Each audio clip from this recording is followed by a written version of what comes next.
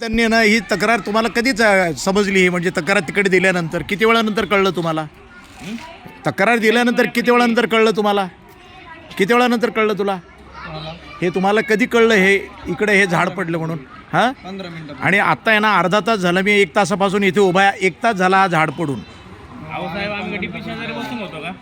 तुम्ही कुठे असा पण ना ज्यावेळेस तक्रार लागतो ना. त्यावेळेस सगळं मंजूर आहे पण त्याला अगोदर तिकडं मी आत्तापर्यंत बघत होतो ते चालू होतं तुम्ही आत्ता ते बंद केलं. तिकडून बंद करावं यावं लागतं ना. टाकणे ना आधीच्या डीपी कुठे आहे तुम्हाला माहिती आहे तुमचा अधिकाऱ्यांना का बरं वेळेवरती सापडत नाही? कोण आहे तिकडे अधिकारी? कोण आहेत आत्ता?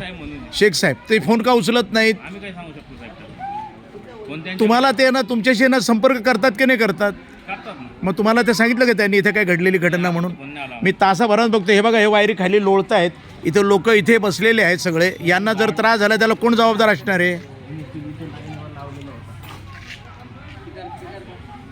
थातूर मातूर कामं करतात फक्त MSEB वाले काम करत नाहीत काही नाही. वेळेवरती कोणी येत नाही लवकर. कुठे आहे आता?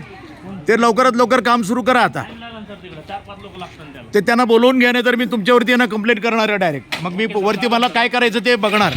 हे अशा पद्धतीने हे लोक उत्तरं देतात, उद्धटपणानं बोलतात आणि त्यांना जर बोललो तर ते म्हणतात तुम्हाला काय करायचं ते करा आणि सरळ निघून जातात.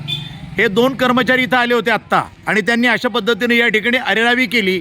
हा असाच भाग पाहिला त्यांनी, 2 फोटो काढले आणि लगेचच ते निघून गेलेले आहेत. याला जबाबदार कोण राहणार?